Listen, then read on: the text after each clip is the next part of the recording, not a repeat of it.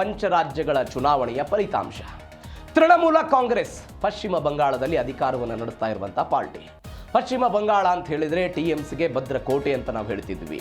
ಕಳೆದ ಬಾರಿಯ ಚುನಾವಣೆಗಿಂತ ಮೊದಲು ಹಿಂದೆ ಹೋದರೆ ಬಿಜೆಪಿಯಲ್ಲಿ ತನ್ನ ಮೊನ್ನೆಯನ್ನು ಊರೋದಕ್ಕೂ ಕೂಡ ಕಷ್ಟ ಸಾಧ್ಯ ಅಂತ ಹೇಳಲಾಗ್ತಾ ಇತ್ತು. 3 ಸ್ಥಾನದಲ್ಲಿ ಗೆದ್ದಿದ್ದಂಥ ಬಿಜೆಪಿ 2021ರಲ್ಲಿ 70ಕ್ಕೂ ಅಧಿಕ ಸ್ಥಾನವನ್ನು ಗೆಲ್ಲುವ ಮುಖಾಂತರ ದೊಡ್ಡ ಮಟ್ಟದ ಯಶಸ್ಸನ್ನು ಕಂಡಿತ್ತು.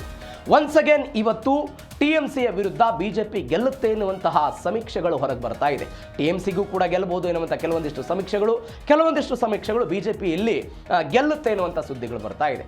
ಇವೆಲ್ಲದರ ನಡುವೆ ಟಿಎಂಸಿಯ ಕೆಲವೊಂದಿಷ್ಟು ವರದಿಗಳು ಹೊರಗೆ ಬಂದಿದೆ. ಆ ವರದಿಗಳಲ್ಲಿ ಹಾಗಾದರೆ ಏನೇನಿದೆ? ಆ ವರದಿಗಳಲ್ಲಿ ಕೆಲವೊಂದಿಷ್ಟು ಅಂಶಗಳು ಸದ್ಯಕ್ಕೆ ಹೊರಗಡೆ ಬಂದಿದೆ.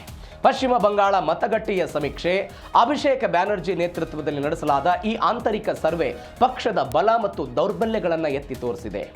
ಏನೇನು ಹೇಳಿದೆ ಅಂತ ಹೇಳಿದರೆ, ಆ ಅಭಿಷೇಕ್ ಬ್ಯಾನರ್ಜಿಯವರ ವರದಿಯಲ್ಲಿ ಪ್ರಮುಖವಾಗಿ ಬಿಜೆಪಿ ಕೆಲವೊಂದಿಷ್ಟು ಕಡೆ ಮುನ್ನಡೆಯನ್ನು ಸಾಧಿಸುತ್ತೆ ಅಂತ ಹೇಳಿದೆ. ಆಡಳಿತ ವಿರೋಧಿಯಲ್ಲಿ ಕೆಲವೊಂದಿಷ್ಟು ಕಡೆ ಕಂಡುಬರುತ್ತೆ ಅಂತ ಹೇಳಿದೆ. ಲಕ್ಷ್ಮೀ ಭಂಡಾರ ಅಂತ ಜನಪ್ರಿಯ ಯೋಜನೆಗಳು, ಅಂದರೆ ನಮ್ಮಲ್ಲಿ ಗೃಹಲಕ್ಷ್ಮಿ ಏನಿದೆ ಅದೇ ರೀತಿಯಾಗಿ ಅಲ್ಲಿಯ ಹೆಣ್ಣು ಮಕ್ಕಳಿಗೆ ನೇರವಾಗಿ ಹಣ ವರ್ಗಾವಣೆ, ಅದು ಕೆಲವೊಂದಿಷ್ಟು ಕಡೆ ನಮ್ಮನ್ನು ಕೈ ಹಿಡಿಯಬಹುದು ಅಂತ ಹೇಳಿದ್ದಾರೆ. ಇದರ ಜೊತೆಗೆ ವರದಿಯಲ್ಲಿ ಒಳಜಗಳಗಳ ವಿಚಾರದ ಬಗ್ಗೆಯೂ ಪ್ರಸ್ತಾಪ ಮಾಡಲಾಗಿದೆ ಅಂತ. ಹಿರಿಯ ನಾಯಕರು ಮತ್ತು ಯುವ ನಾಯಕರ ನಡುವೆ ಕೆಲವೊಂದಿಷ್ಟು ಪೈಪೋಟಿ ಆಗಿದ್ದು ಕೂಡ ನಮ್ಮ ಕೆಲವು ಕ್ಷೇತ್ರಗಳಲ್ಲಿ ಸೋಲುವುದಕ್ಕೆ ಕಾರಣ ಅಂತ. ಸ್ವಪಕ್ಷದವರೇ ವಿರೋಧ ಪಕ್ಷಗಳ ಜೊತೆಗೆ ಒಳ ಒಪ್ಪಂದ ಮಾಡಿಕೊಂಡಿದ್ದಾರೆ, ಅವರ ವಿರುದ್ಧ ಪಕ್ಷದ ಶಿಸ್ತು ಉಲ್ಲಂಘಿಸುವವರ ವಿರುದ್ಧ ಕ್ರಮಕ್ಕೆ ಸೂಚನೆ ಅಂತ ಅಲ್ಲಿ ಕಾಳಿಘಾಟ್ ವರದಿ ಅಂತ ಹೇಳ್ತಾರೆ. ಅದಕ್ಕೆ ಆ ಕಾಳಿಘಾಟ್ ವರದಿಯಲ್ಲಿ ಇವೆಲ್ಲವನ್ನು ಹೇಳಿದ್ದಾರೆ ಅವರು. ಅಂದರೆ ನಾವು ಎಲ್ಲೆಲ್ಲಿ ಗೆಲ್ಲಬಹುದು, ಏನಾಗ್ಬೋದು, ಏನು ಎತ್ತ, ಎಲ್ಲದರ ಬಗ್ಗೆನೂ. ಯಾಕಂದರೆ ಚುನಾವಣಾ ಅಂತ ಹೇಳಿದರೆ ಪ್ರತಿ ಚುನಾವಣೆಯಲ್ಲೂ ಕೂಡ ಟಿಎಂಸಿ ಆಗಿರ್ಬೋದು, ಬಿಜೆಪಿ ಆಗಿರ್ಬೋದು, ದೊಡ್ಡ ಮಟ್ಟದಲ್ಲಿ ಪೈಪೋಟಿ ಇರುವಂತಹ ಕ್ಷೇತ್ರಗಳಿವೆ. ಎಲ್ಲಿ? ಪಶ್ಚಿಮ ಬಂಗಾಳದಲ್ಲಿ. ಆದರೆ ದೀದಿಯವರು ಮತ್ತೊಮ್ಮೆ ಅಧಿಕಾರಕ್ಕೆ ಬರಬೇಕು ಅಂತ, ಆದರೆ ದೀದಿಯವರನ್ನು ಕಟ್ಟಿ ಹಾಕಬೇಕು ಅಂತ ಬಿಜೆಪಿ ರಣತಂತ್ರ ಮಾಡಿದ್ದನ್ನು ನೋಡಿದ್ದೇವೆ. ಬಂಗಾಳ ಮತ್ತು ಕಾಳಿಘಾಟ್ ವರದಿ, ನಾನು ಅವಾಗಲೇ ಹೇಳ್ತಾ ಇದ್ದೆ, ಕಾಳಿಘಾಟ್ ವರದಿ ಇದು ಟಿಎಂಸಿಯ ಆಂತರಿಕ ವರದಿ. ಇದು ಟಿಎಂಸಿ ಮತ್ತೊಮ್ಮೆ 3/2 ಬಹುಮತದೊಂದಿಗೆ ಅಧಿಕಾರಕ್ಕೆ ಬರಳುತ್ತೆ ಅನ್ನುವಂಥ ವಿಶ್ವಾಸವನ್ನು ಈ ವರದಿಯಲ್ಲಿ ಹೇಳಲಾಗಿದೆ. ಕಾಳಿಘಾಟ್ನಲ್ಲಿ ಸುಮಾರು 43 ಸ್ಥಾನಗಳಲ್ಲಿ ಗೆಲುವು ಮತ್ತು ಸೋಲಿನ ಅಂತರ ತುಂಬ ಕಡಿಮೆ ಅಂತ ಹೇಳಿದ್ದಾರೆ. ಅಂದರೆ ನಾವು 294 ಸ್ಥಾನಗಳನ್ನು ವಿಶ್ಲೇಷಣೆ ಮಾಡಿ 43 ಸ್ಥಾನಗಳು ಬೂದು ವಲಯದಲ್ಲಿ ಇದೆ ಅಂತ ಹೇಳ್ತಾರೆ. ಅಂದರೆ ಗೆಲುವು ಮತ್ತು ಸೋಲಿನ ಅಂತರ ತುಂಬ ಕಡಿಮೆ ಇದೆ, 50% ಆಗ್ಬೋದು, ಏನಾದರೂ ಆಗ್ಬೋದು ಅಂತ ಹೇಳ್ತಿದ್ದಾರೆ. ಆದರೆ 174 ಸ್ಥಾನಗಳಲ್ಲಿ ನಮ್ಮ ಗೆಲುವು ನಿಶ್ಚಿತ ಅಂತ ಅವರು ಹೇಳಿದ್ದಾರೆ. ಇದರ ಜೊತೆಗೆ ಹೌರಾ ಮತ್ತು ದಕ್ಷಿಣ ಈ ಪಶ್ಚಿಮ ಬಂಗಾಳದ ಈ 24 ಪರಗಣ ಜಿಲ್ಲೆ ಏನಿದೆ ಅಲ್ಲಿ ನಾವು ಎಲ್ಲ ಕ್ಷೇತ್ರಗಳನ್ನು ಕ್ಲೀನ್ ಸ್ವೀಪ್ ಮಾಡ್ತೀವಿ ಅಂತ. ಯಾಕೆ ಅಂತ ಹೇಳಿದರೆ, ಹೌರಾ ಮತ್ತು ದಕ್ಷಿಣ 24 ಪರಗಣ ಜಿಲ್ಲೆ ಏನಿದೆ ಅದು ಟಿಎಂಸಿಯ ಅಸ್ತಿತ್ವದ ಭದ್ರಕೋಟೆ. ಇದು ಯಾಕಂದರೆ ದಕ್ಷಿಣ ಬಂಗಾಳವನ್ನು ಗೆದ್ದವರು, ಯಾರು ದಕ್ಷಿಣ ಬಂಗಾಳವನ್ನು ಗೆಲ್ತಾರೋ ಅವರು ಪಶ್ಚಿಮ ಬಂಗಾಳವನ್ನು ಗೆಲ್ತಾರೆ ಅನ್ನುವಂಥ ವಿಶ್ಲೇಷಣೆ ಪಶ್ಚಿಮ ಬಂಗಾಳದಲ್ಲಿದೆ. ಈ 2 ಜಿಲ್ಲೆಗಳಲ್ಲಿ 91 ಕ್ಷೇತ್ರಗಳಿದೆ, 91 ವಿಧಾನಸಭಾ ಕ್ಷೇತ್ರ ಇದೆ. ಇದರಲ್ಲಿ 24 ಪರಗಣ ಜಿಲ್ಲೆಯಲ್ಲಿ 2021ರಲ್ಲಿ 31ರ ಪೈಕಿ ಟಿಎಂಸಿ 30 ಗೆದ್ದಿತ್ತು. ಹೌರಾದಲ್ಲಿ 16 ಕ್ಷೇತ್ರಗಳನ್ನು ಸಂಪೂರ್ಣವಾಗಿ ಗೆದ್ದಿತ್ತು. ಇದೀಗ ಒನ್ಸ್ ಅಗೇನ್ ಈ ವರದಿ ಹೇಳ್ತಾ ಇದೆ, ಎಲ್ಲ ಕ್ಷೇತ್ರಗಳನ್ನು ಕೂಡ ನಾವು ಕ್ಲೀನ್ ಸ್ವೀಪ್ ಮಾಡ್ತೀವಿ ಅಂತ. ಯಾಕಂದರೆ ಈ ಕ್ಷೇತ್ರದಲ್ಲಿ ಸುಮಾರು 37ರಷ್ಟು ಅಲ್ಪಸಂಖ್ಯಾತ ಮತಗಳಿವೆ. ಆ ಅಲ್ಪಸಂಖ್ಯಾತ ಮತಗಳು ಟಿಎಂಸಿಗೆ ಬರುತ್ತೆ ಅನ್ನುವಂಥ ಲೆಕ್ಕಾಚಾರ, ಅದನ್ನು ಈ ವರದಿಯಲ್ಲಿ ಉಲ್ಲೇಖ ಮಾಡಲಾಗಿದೆ. ಇದು ಕಾಳಿಘಾಟ್ ವರದಿಯ ಸಂಪೂರ್ಣ ಡೀಟೇಲ್ಸ್ ಆಯಿತು. ಇದರ ಜೊತೆಗೆ ಕಾಳಿಘಾಟ್ನಲ್ಲಿ ಟಿಎಂಸಿಗೆ ಸೋಲಿನ ಭಯವಿಲ್ಲ. ನಾನು ಅವಾಗಲೇ ಹೇಳಿದಾಗೆ ಸೋಲುವಂಥ ಲೆಕ್ಕಾಚಾರ ಇಲ್ಲ. ನಮಗೆ ಬೇಕಾದಂತಹ ಬಹುಮತ, ನಮಗೆ 174 ಸ್ಥಾನ ಪಶ್ಚಿಮ ಬಂಗಾಳದಲ್ಲಿ ಬರುತ್ತೆ ಅಂತ ಕಾಳಿಘಾಟ್ ಹೇಳಿದೆ. ಬಿಜೆಪಿ ಆಂತರಿಕ ಅಂದಾಜಿನ ಪ್ರಕಾರ ಪಕ್ಷ ಗರಿಷ್ಠ 71 ಸ್ಥಾನಗಳಿಗೆ ಸೀಮಿತ ಆಗಬಹುದು ಅಂತ. ನರೇಂದ್ರ ಮೋದಿ, ಅಮಿತ್ ಶಾ ಅವರು 15-20 ದಿನಗಳ ಕಾಲ ಅಲ್ಲಿ ಬೀಡಿಬಿಟ್ಟು ಪ್ರಚಾರವನ್ನು ಮಾಡಿದ್ರು. ಸೋಲಿನ ಭಯವಿಲ್ಲ, ಆದರೆ ಗೆಲುವಿನ ಅಂತರದ ಬಗ್ಗೆ ಚರ್ಚೆ ಆಗ್ತಾ ಇದೆ. ಅಂದರೆ ಕೆಲವೊಂದಿಷ್ಟು ಕ್ಷೇತ್ರಗಳಲ್ಲಿ ಭಾರಿ ಪೈಪೋಟಿ ಕೊಡೋ ಪ್ರಯತ್ನವನ್ನು ಯಾರು ಮಾಡಿದ್ದಾರೆ? ಬಿಜೆಪಿಯವರು ಮಾಡಿದ್ದಾರೆ. ಈ ಕಾಂಗ್ರೆಸ್ನ ಆಟ ಅಲ್ಲಿ ಆಟಕ್ಕುಂಟು ಲೆಕ್ಕಕ್ಕಿಲ್ಲ ಅನ್ನುವಂತಹ ನಿಟ್ಟಿನಲ್ಲಿದೆ. ಇದೇ ಕಾರಣಕ್ಕಾಗಿ ನಾನೇನು ಹೇಳಿದೆ, ಹೌರಾ ಆಗಿರ್ಬೋದು, ದಕ್ಷಿಣ ಬಂಗಾಳ ಆಗಿರ್ಬೋದು, ಈ ಎಲ್ಲ ಭಾಗಗಳಲ್ಲಿ ಟಿಎಂಸಿ ಗೆದ್ದರೆ ಅದು ಒಟ್ಟಾರೆ ರಿಸಲ್ಟ್ಗೆ ಪರಿಣಾಮ ಆಗುತ್ತೆ. ಈ ನಿಟ್ಟಿನಲ್ಲಿ ಈ ವರದಿ ಹೇಳ್ತಾ ಇದೆ, ನಾವು ಗೆಲ್ತೀವಿ, 174 ಸ್ಥಾನ ಏನು ಬೇಕೋ ಆ ಸ್ಥಾನವನ್ನು ಗೆಲ್ತೀವಿ, ಆದರೆ ಗೆಲ್ಲುವ ಅಂದಾಜು ಸ್ವಲ್ಪ ಕಡಿಮೆ ಆಗಬಹುದು ಎನ್ನುವಂಥ ನಿಟ್ಟಿನಲ್ಲಿ ಇವೆಲ್ಲ ವರದಿಗಳು ಹೇಳ್ತಾ ಇದೆ. ಇದರ ಜೊತೆಗೆ ಮಮತಾ ಬ್ಯಾನರ್ಜಿ ಒಂದು ಸಂಘರ್ಷಕ್ಕೆ ಹೋಗ್ತಾ ಇದ್ರು. ಯಾವ ಸಂಘರ್ಷ? ಮತ ಎಣಿಕೆ ಸಂಘರ್ಷ. ಈ ಸಂಘರ್ಷಕ್ಕೆ ಇದೀಗ ಸುಪ್ರೀಂ ಕೋರ್ಟ್ ತೆರೆ ಎಳೆದಿದೆ. ಏನಂತ? ಮಮತಾ ಬ್ಯಾನರ್ಜಿ ಕೆಲವೊಂದಿಷ್ಟು ಆರೋಪಗಳನ್ನು ಮಾಡಿದ್ದು. ಏನೇನು ಆರೋಪ? ರಾಜ್ಯ ಸರ್ಕಾರಿ ನೌಕರರನ್ನ ಮತ ಎಣಿಕೆ ಕಾರ್ಯದಿಂದ ಹೊರಗಿಟ್ಟಿದ್ದಾರೆ, ಇದು ನಿಷ್ಪಕ್ಷಪಾತ ಎಣಿಕೆಗೆ ಹೊಡೆತ ಬೀಳುತ್ತೆ ಎನ್ನುವ ನಿಟ್ಟಿನಲ್ಲಿ ಅವರು ಆರೋಪ ಮಾಡಿದ್ದು. ಕೇಂದ್ರ ಪಡೆ ಮತ್ತು ಹೊರ ರಾಜ್ಯದ ಅಧಿಕಾರಿಗಳನ್ನು ಬಳಸಿ ಟಿಎಂಸಿ ಕಾರ್ಯಕರ್ತರನ್ನ ಗುರಿಯಾಗಿಸಲಾಗ್ತಿದೆ.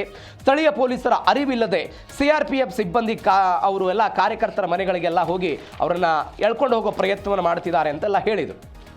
ಕೇಂದ್ರ ಚುನಾವಣಾ ಆಯೋಗ ಏನು ಮಾಡ್ತು? ಮತ ಎಣಿಕೆ ಕೇಂದ್ರಗಳಿಗೆ ಈ ಮತ ಎಣಿಕೆ ಮೇಲ್ವಿಚಾರಕರಂತ ಏನಿರ್ತಾರಲ್ಲ, ಆ ಮತ ಎಣಿಕೆಯ ಮೇಲ್ವಿಚಾರಕರಿಗೆ ಕೇಂದ್ರ ಸರ್ಕಾರಿ ನೌಕರರು ಅಥವಾ ಸಾರ್ವಜನಿಕ ವಲಯದ ಉದ್ಯಮಿಯ ನೌಕರರನ್ನು ಮಾತ್ರ ನೇಮಿಸಿಕೊಳ್ಬೇಕು ಅಂತ ಒಂದು ಆದೇಶ ಕೊಡ್ತು. ಈ ಆದೇಶವನ್ನು ಕೊಟ್ಟ ನಂತರ ಇದು ಸ್ಥಳೀಯ ಆಡಳಿತದ ಕಡೆಗಣನೆ ಅಂತ ಮಮತಾ ಬ್ಯಾನರ್ಜಿ ಅವರ ಆರೋಪ ಶುರುವಾಯಿತು.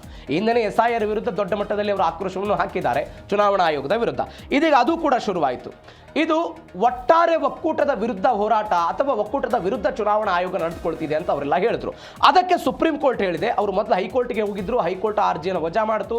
ಹೈಕೋರ್ಟ್ ವಜಾ ಮಾಡಿದ ನಂತರ ಸುಪ್ರೀಂ ಕೋರ್ಟ್ಗೆ ಹೋಳಿದ್ರು. ಸುಪ್ರೀಂ ಕೋರ್ಟ್ನಲ್ಲಿ ಚುನಾವಣಾ ಆಯೋಗ ಹೇಳ್ತು ಯಾವ ನಿಯಮಗಳಿಗೂ ಕೂಡ ಅವರ ಇದು ವಿರುದ್ಧ ಇಲ್ಲ. ಮೈಕ್ರೋ ಅಬ್ಸರ್ವರ್ಗಳಿರ್ತಾರೆ ಮತ್ತು ಪಕ್ಷಗಳ ಅನೇಕ ಜನ ಅಲ್ಲಿ ಏಜೆಂಟ್ಗಳಿರ್ತಾರೆ, ಹೀಗಾಗಿ ಅಕ್ರಮ ನಡೆಯೋದಕ್ಕೆ ಯಾವುದೇ ಸಾಧ್ಯ ಇಲ್ಲ. ಒಂದು ವೇಳೆ ನೀವು ಅಕ್ರಮ ನಡೆದರೆ ಚುನಾವಣೆಯ ಫಲಿತಾಂಶದ ನಂತರ ಅದಕ್ಕಾಗಿ ನೀವು ಅರ್ಜಿಯನ್ನು ಸಲ್ಲಿಕೆ ಮಾಡ್ಕೋಬಹುದು, ಆವಾಗ ವಿಚಾರಣೆ ಮಾಡೋಣ ಅಂತ ಹೇಳಿ ಸುಪ್ರೀಂ ಕೋರ್ಟ್ ಹೇಳ್ತು. ಅದಾದ ನಂತರ ಈ ಎಲ್ಲ ಬೆಳವಣಿಗೆಗಳಿಗೆ ತೆರೆ ಎಳೆಯುವ ಪ್ರಯತ್ನವನ್ನ ಮಾಡ್ತು. ಇದೀಗ ಸ್ಫೋಟಕ ಸರ್ವೆ ತಮಿಳುನಾಡು ವಿಚಾರದಲ್ಲಿ ಟಿವಿಕೆ ಪಕ್ಷದ ಸಂಸ್ಥಾಪಕ ವಿಜಯ್ ಕಿಂಗ್ ಮೇಕರ್ ಆಗಬಹುದು ಅಂತ. ಮೊದಲ ಬಾರಿಗೆ ಚುನಾವಣಾ ರಾಜಕಾರಣಕ್ಕೆ ಬಂದಿರುವಂತಹ ವಿಜಯ್ ಈ ಬಾರಿಯ ತಮಿಳುನಾಡು ಚುನಾವಣೆಯಲ್ಲಿ ಕಿಂಗ್ ಮೇಕರ್ ಆಗ್ತಾರೆ ಅಂತ. 41% ಮತಗಳನ್ನು ಪಡೆಯುವಂತಹ ಸಾಧ್ಯತೆ ಇದೆ.